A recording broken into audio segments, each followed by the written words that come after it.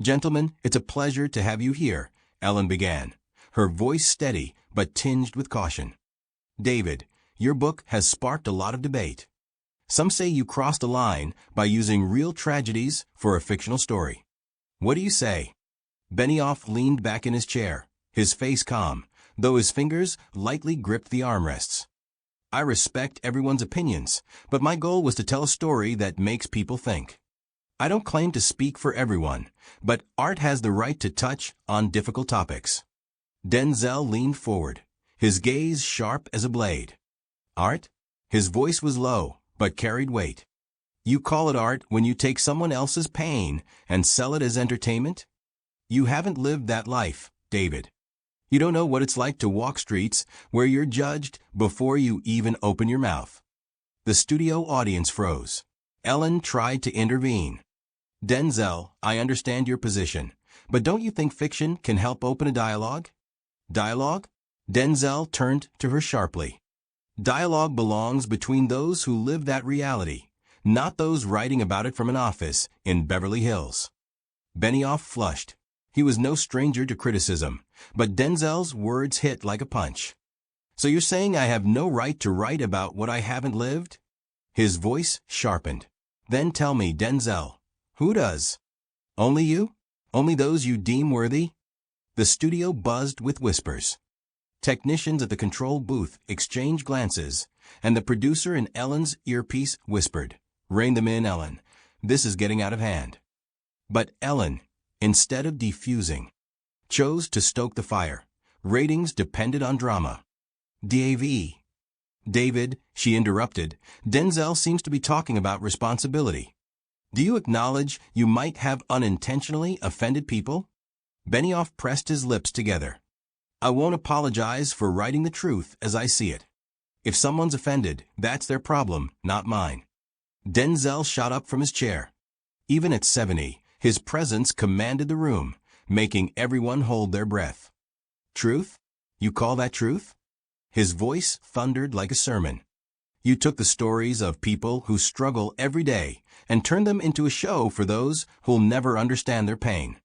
That's not truth, David. It's exploitation. Ellen raised her hands, trying to calm things down. All right, gentlemen, let's take a pause. We'll be back after the break. The cameras cut, but the tension lingered. Denzel stood, staring at Benioff, who didn't look away. Silence blanketed the studio, broken only by the hum of the air conditioner and distant footsteps of technicians. The audience, moments ago clapping, now sat unsure. Some whispered, pulling out phones to record what might happen next. Backstage, 25-year-old assistant Layla watched, gripping her tablet.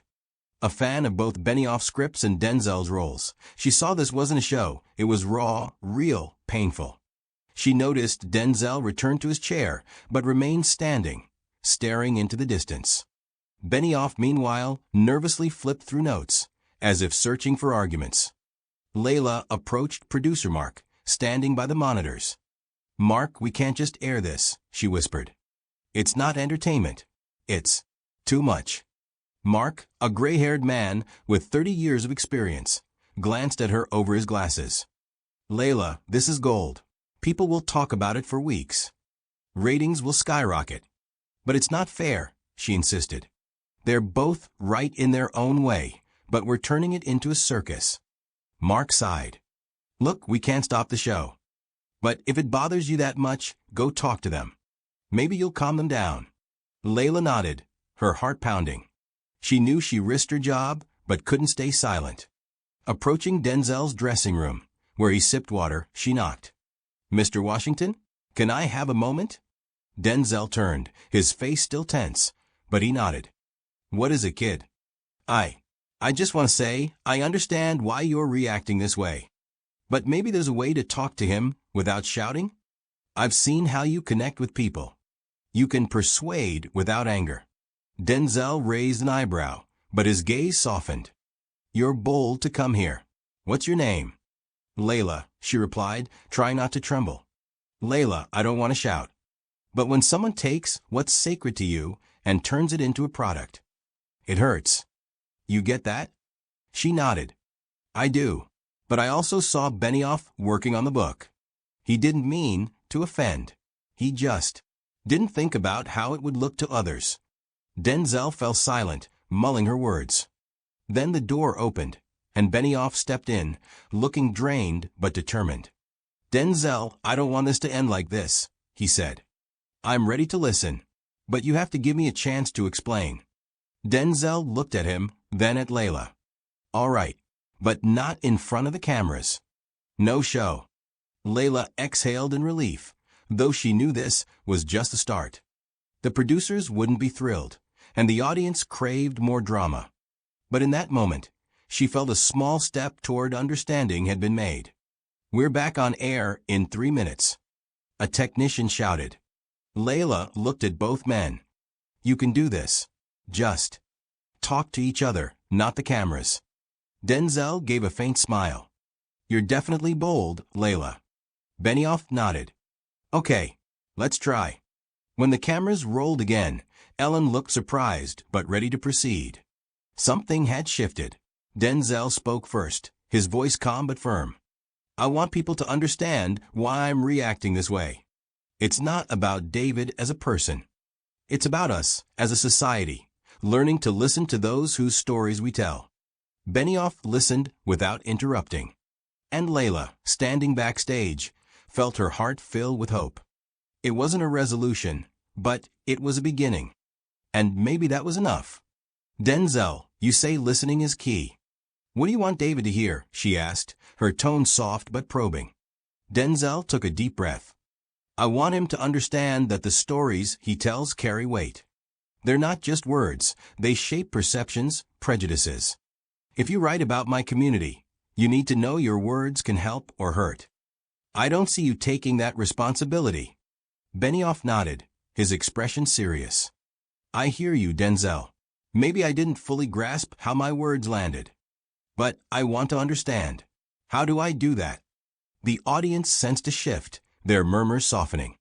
Layla, backstage, held her breath, hoping this wasn't just for the cameras. Then, the unexpected happened. The studio doors burst open, and a disheveled man in his 50s stormed in, clutching a crumpled copy of Benioff's book. His face was red with anger. Security lunged, but he shouted before they could stop him. Benioff, you're a liar. You stole my story. Ellen stood, shocked. Sir, calm down. Who are you? She waved off security, sensing a moment that could make the show legendary. The man, panting, pointed at Benioff. I'm Thomas Wright. 5 years ago, I told him my story at a Chicago workshop. My family's tragedy, our fight for justice. He stole it for his book. The audience gasped. Cameras zoomed in on Benioff, who paled briefly but regained composure. I don't know this man, he said evenly. I've never stolen anyone's story. This is absurd. Denzel leaned forward, his gaze piercing. Hold on, David. Let him speak. If it's true, we need to hear it. Layla's heart raced. She saw producer Mark grinning, thrilled by the twist. But for her, this was no spectacle. It was a broken man seeking justice. Ellen took control. Mr. Wright, please sit. Tell us calmly. Thomas sat, clutching the book. I met Benioff at his seminar, he said, his voice shaking but steadying. I shared my family story. My brother died from police violence. We fought for years. I thought he'd understand. But he used our names, details, even my words, in his book. Without a word to me. Whispers erupted. Some audience members pulled out phones, and #Benioff scandal trended online. Benioff shook his head. That's not true. My book is fiction, inspired by many sources.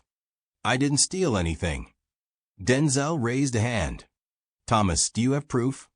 Thomas nodded, pulling out an old phone. I have emails. I wrote to him after the seminar, thanking him. He replied, I can show you. The screen displayed the emails, Thomas's message from 5 years ago, and Benioff's reply. Thanks for your story, Thomas. It moved me. The audience gasped again. Benioff closed his eyes briefly, as if trying to recall. That proves nothing, he said quietly. I get hundreds of emails. I don't remember every conversation. Denzel stopped him. You may not remember, David, but he does. If you used his story, even unknowingly, you owe him an acknowledgement. Not for the cameras, for him. Thomas's shoulders shook as he lowered his head. I don't want money, he said softly. I want people to know the truth.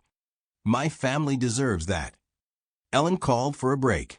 The cameras cut, but the tension remained. Layla approached Mark, tears in her eyes. We can't treat this like a show, she said. It's his life. Mark sighed, less certain now. We can't stop the broadcast, Layla. It's already trending. We have to finish. In the dressing room, Denzel and Benioff faced each other. Thomas sat nearby, clutching his phone. Denzel looked at Benioff. You can fix this, David. Not for the show, for him. Benioff stared at the floor, then at Thomas. If I used your story, even without realizing it, I want to make it right. I just don't know how yet. Layla, by the door, felt a flicker of hope. The cameras would soon roll again, but in that moment, she saw a chance for something real. Ellen spoke first, her tone cautious but firm. Mr. Wright, we've heard your story. David, you said you're willing to make things right. Can we find a way forward where everyone feels heard? Thomas looked up, exhausted but resolute. I don't want lawsuits or drama. I want respect for my family. I want people to know this isn't just fiction, it's my life. Benioff nodded, his fingers releasing the glass. He looked at Thomas, then Denzel, a glimmer of understanding in his eyes. Thomas, I don't recall our conversation 5 years ago, he said quietly. But I believe you're telling the truth. If my book hurt you, I want to fix it. Not for the cameras, because it's right. The audience let out a soft gasp, not a shock, but relief. Denzel nodded, his face serious, but with a faint smile. That's a start, David, he said. But it's not the end. You need to do more than words. You need to listen, not just to Thomas, but to everyone whose stories you tell. Ellen turned to Thomas. Mr. Wright, what would you like to happen next? Thomas sighed, his shoulders easing as if a weight had lifted. I want the book to note it's partly based on real events. And I want my family acknowledged, not with money, but with respect. Benioff didn't hesitate. I'll do it. I'll add a note in the next edition. And, if you're willing, I'd like to talk after the show. Not for PR, to learn more about your family. I want to get this right. The studio erupted in applause, not the roaring cheers of a spectacle, but a warm, genuine sound of support. Layla, backstage, felt tears well up. She glanced at Mark, who nodded, as if admitting she was right to push for humanity. Denzel stood and extended a hand to Benioff. This doesn't solve everything, he said, his voice low but warm. But it's a step. I respect you for it. Benioff shook his hand, a faint smile breaking through. Then Denzel turned to Thomas, placing a hand on his shoulder. You were brave to come here, he said. Your family can be proud. Thomas nodded, his eyes glistening, but his face calm. Ellen stood, her voice trembling with emotion. We've witnessed something special today, she said. Thank you, gentlemen, for your honesty. And thank you, Mr. Wright, for your courage. The broadcast ended, and the lights dimmed. The audience began to disperse, but many lingered, whispering about what had unfolded. Social media buzzed. Hashtag listen to each other overtook hashtag Benioff scandal, and clips went viral. But backstage, something deeper was happening. Layla approached the dressing room, where Denzel, Benioff, and Thomas sat at a table with water bottles and a notepad. They were talking, quietly, without cameras. Benioff jotted notes as Thomas spoke about his brother. Denzel offered occasional remarks, his voice calm but commanding. Layla didn't interrupt, but her heart warmed. This was real. Mark, standing nearby, shook his head. You were right, Layla, he said softly. This is bigger than ratings. She smiled but didn't respond. Her thoughts were with the three men who might have just laid the foundation for something new. Days later, Benioff issued a statement promising to add the book's note and work with community organizations for justice. Thomas received a personal letter from him, not for the press, but with an apology and an offer to meet his family. Denzel, true to form, declined comment, but his speech went viral, inspiring calls for accountability in art. Layla returned to work, changed by the broadcast. She joined community projects, helping young people share their stories. The world didn't change overnight, but that small step in the studio sparked something. In a Los Angeles coffee shop, where the air smelled of fresh brew, older folks who'd watched the show discussed it over lunch. "You know," said Fred, a 60-year-old veteran, "I thought it'd be another scandal. But they surprised me. Maybe we can still learn to listen." His friend Marta nodded, sipping her coffee. "Maybe that's hope, Fred. Not big changes, but small steps." In that quiet conversation, like in the dressing room after the show, there was possibility, imperfect, incomplete, but alive. And maybe that was enough.